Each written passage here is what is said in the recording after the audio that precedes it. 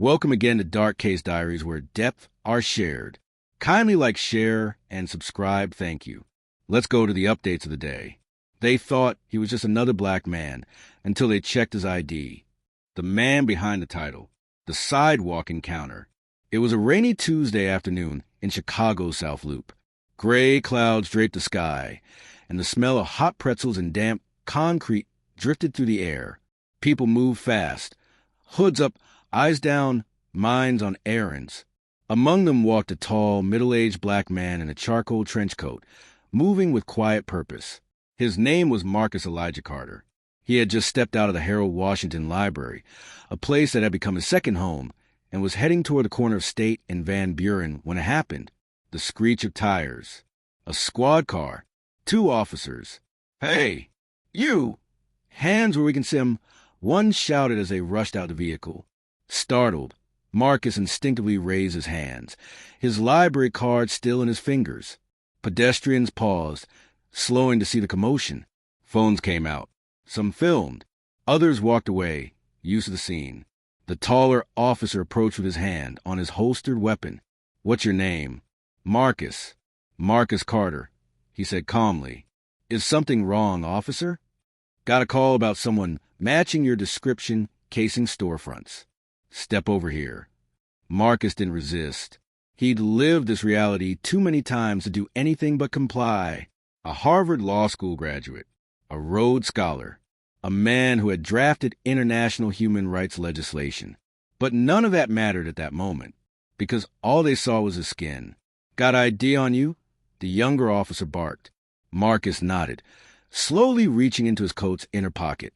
His fingers brushed past a leather case, wore at the edges but still holding everything that defined him on paper.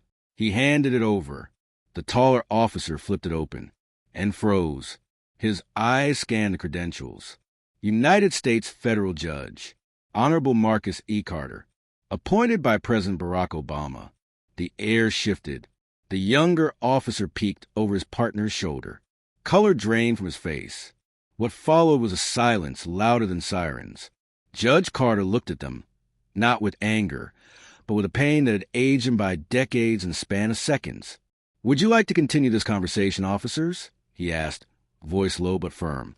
They shook their heads. "I thought not." He took back his ID, adjusted his coat, and continued down the street, head held high, soul weighed down by yet another reminder. The man behind the title. Before the bench, there was a boy. Marcus Elijah Carter was born in 1968, the year Martin Luther King Jr. was assassinated, and the nation trembled under the weight of a dream deferred. His birthplace was Birmingham, Alabama, a city infamous for its fire hoses, dogs, and defiant children. His mother, Deborah, was a seamstress. His father, Leonard, drove a sanitation truck and preached at a small Baptist church on Sundays. Their neighborhood was a place of contradictions.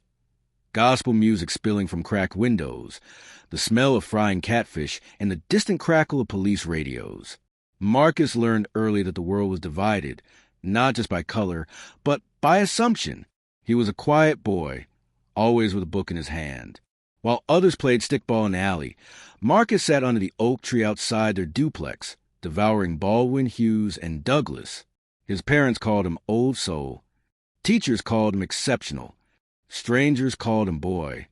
He remembered once, at just 8 years old, walking into a corner store for a bottle of orange pop. The clerk followed him closely, eyeing every movement. When he finally paid with his crumpled dollar in change, the man muttered, "Don't come back here without your mother." He did go back, but not as a boy. Years later, when he returned to Birmingham after his federal appointment, he stood at the same corner, now home to a gentrified coffee shop with pressed juices and Wi-Fi. The clerk was gone, but the memory wasn't. A young mind on fire.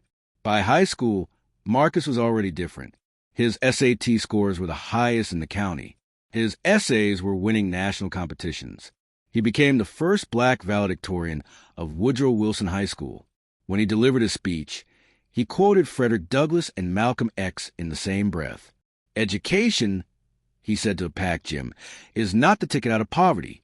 It is a tool to return and rebuild." Harvard took notice. So did the world. He entered Harvard at just 17, navigating dorms filled with wealth and entitlement.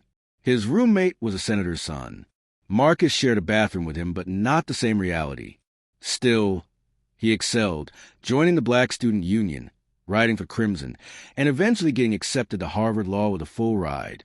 He clerked for the Supreme Court by 26, taught at Columbia by 29, and by 35, he was a key architect of international justice reform in post-genocide Rwanda. He didn't do it for glory. He did it because he believed in the law. He believed it could heal. But not everyone believed in him. Appointed, respected, but never fully seen. When President Barack Obama appointed him to the federal bench in 2009, it made history. One of the youngest federal judges in the country, and one of the few black men to hold the title. The hearings were brutal, not because of his qualifications, which were impeccable, but because of his name, his skin, and his origin. "Do you believe you're a judicial activist?" one senator asked. "No," Marcus replied. "I'm a judicial realist. I see the world as it is, not just how the Constitution intended." Some applauded, others smirked, but the robe came anyway. For 12 years, he served with dignity, known for long opinions rooted in compassion, known for late-night reviews of clemency cases, known for tears shed quietly in his chambers after sentencing men who looked like his cousins.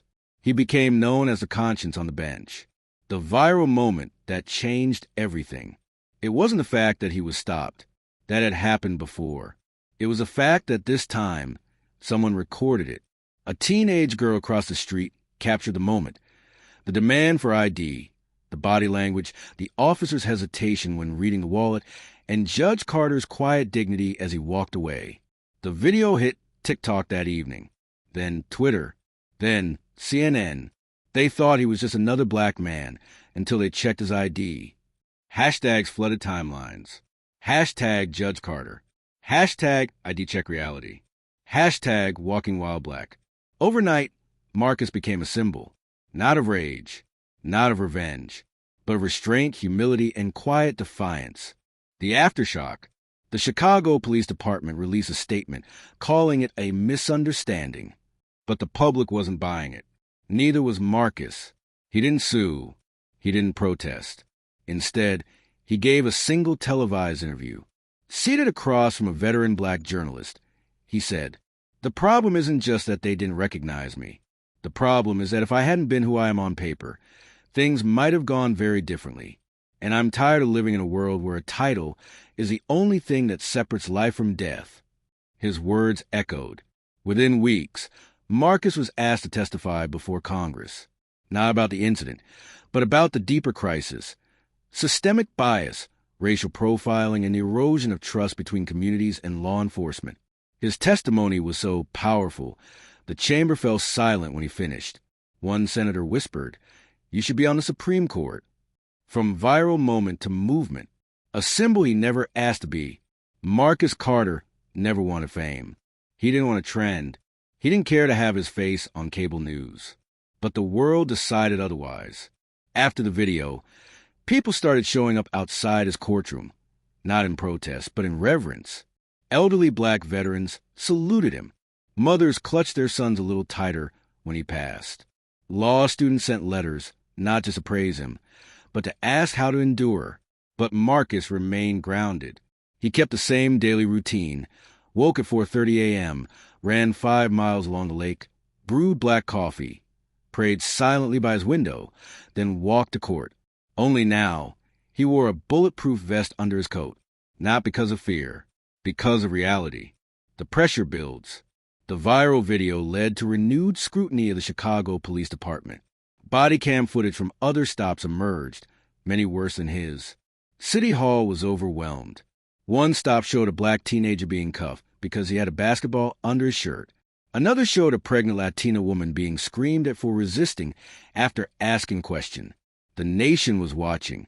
The world was tweeting. And through it all, Marcus Carter remained silent, save for one action.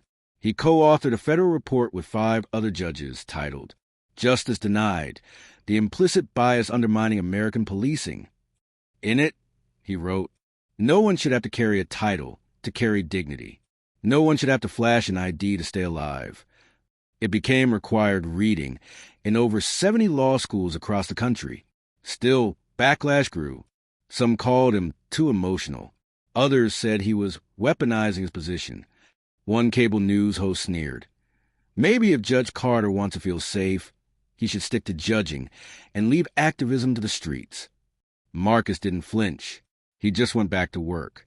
The youth rally, what broke him and then built him again, happened one fall afternoon in a local community center. A youth-led organization invited him to speak. He tried to say no. They insisted. When he arrived, he expected 20 kids, maybe a few teachers. He walked into a gym of over 900. Black, Latino, Asian, white, kids from every neighborhood, every borough, wearing T-shirts that read, "Just another black man? Not anymore." When he stepped up to the podium, they rose. They clapped for 5 minutes straight. And when it quieted, Marcus choked back tears. "You think I'm brave because I stood still while a cop judged my skin before my name," he said. "But you're braver, because you speak even when no one's filming. You fight when no one knows your name. You are the movement." That moment was captured too, but this time by mainstream news. It wasn't a scandal. It was a sermon, the reckoning, an unexpected call. Months later, in early spring, Marcus received a call at 6:04 a.m. from a block number. It was the president. "Judge Carter, there's a vacancy opening. We reviewed your career, your service, your sacrifice. If you're willing, we'd like to consider you for Supreme Court." He froze. For a long moment, he didn't speak. Finally, he said, "Sir, are you sure?" The president replied, "I've never been more sure of anything." And just like that, the boy from Birmingham, the one who used to be trailed in corner stores, was now on a short list to sit on the highest court in the land. The Senate hearings. They were brutal, predictable, political. Some senators praised his brilliance. Others tried to rattle him. They brought up old opinions. One grilled him on a technicality in a 14-year-old civil rights case. One even asked, "Do you believe race colors your perception of justice?" Marcus leaned forward, looked him dead in the eye, and replied, "Race doesn't color my perception. It sharpens my understanding. And if we're honest, justice without understanding isn't justice at all." The room went silent. Then applause erupted, rare, raw, and bipartisan. Confirmed. Sworn in. On a rainy afternoon, Judge Marcus Elijah Carter raised his right hand and took the oath. America watched. His mother wept quietly in the front row, clutching his late father's Bible. His wife stood beside him, proud, tearful, resilient. And on the steps of the Supreme Court, he addressed a nation still healing. "I know what it's like to be misjudged by the color of your skin before they know the content of your soul. But I also know this. If justice is blind, then let her be guided by truth. And the truth is, we are not what they assume. We are what we build, what we endure, and what we rise from. Legacy and lasting impact. The justice they never saw coming." Supreme Court Justice Marcus Elijah Carter had no interest in becoming a symbol. But symbols don't get to choose themselves. The people do. Within a year of his appointment, Justice Carter wrote 3 majority opinions that would ripple through the American legal system. Carter versus State of Georgia, a landmark ruling that made it illegal for police departments to use furtive movement as sole probable cause for a stop unless corroborated by actual evidence or threat. Gwynn versus United States, a decision expanding protections for immigrants facing racial profiling in border states, reinforcing the 14th Amendment's Equal Protection Clause. Brown versus Jefferson County, a sweeping opinion that invalidated cash bail systems that disproportionately affected poor and minority defendants. Each ruling drew admiration from legal scholars and fire from critics. But Marcus didn't measure impact by noise. He measured in the letters from single mothers who said their sons came home alive because an officer paused to think. He measured it in the stories from public defenders who finally had precedent they could wield. And most of all, he measured it in the silence, the long overdue silence of peace in communities once living in fear. A return to the roots. Despite his new power, Marcus never forgot where he came from. He returned to Birmingham often, not for the cameras, but for the community. He funded scholarships in his father's name at the local high school. He rebuilt the church playground he once played on. He mentored law students, not in Washington, but right back in the dusty basement of the same community center, where he first gave a speech to 900 teenagers. When asked by a reporter why he never moved to a mansion, Marcus simply said, "Power without proximity is just noise. I stay close so I can hear what justice sounds like, facing down the past." One day, years into his tenure, a letter arrived at the Supreme Court chambers. It was from Officer James Radley, the man who had held the gun to Marcus back that night of the stop. Inside was a handwritten note. "I failed you. I saw a threat where there was none. I saw color where I should have seen character. That night changed me. So, did you? I no longer wear a badge. But I try every day to be worthy of the mercy you gave me when you didn't raise your voice, your fist, or your name. Thank you." Marcus read it 3 times. He didn't respond right away, but he folded it carefully and placed it in the top drawer of his desk, next to his oath. Honored, but not finished. As years passed, honors came. The Presidential Medal of Freedom, the NAACP Lifetime Achievement Award, a bronze statue outside the Alabama State Courthouse, inscribed. He carried a gavel not for vengeance, but for truth. But Marcus never considered himself finished. Every year, he taught one free seminar for public school teachers on the Constitution. He sat on ethics panels. He marched, quietly, with families of victims who hadn't gotten justice yet. Once, a young reporter asked, "What drives you, Justice Carter?" He paused and said, "The fear that one day someone might not check the ID, and another good man never gets a chance to be known." On his last day on the bench, Justice Carter released one final opinion. Not a case, but a message written directly to the American people. It read, in part, "Justice is not a place. It's not a robe. It's not a title.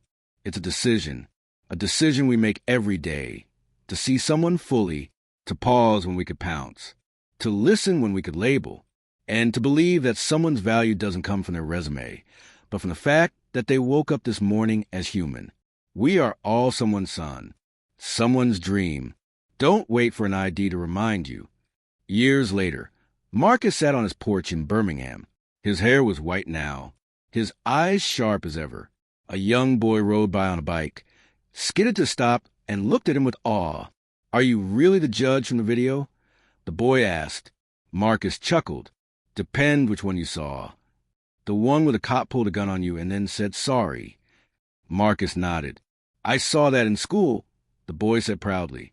"They teach it now. They said you were brave." Marcus looked out at the sky, then back at the boy. "No," he said.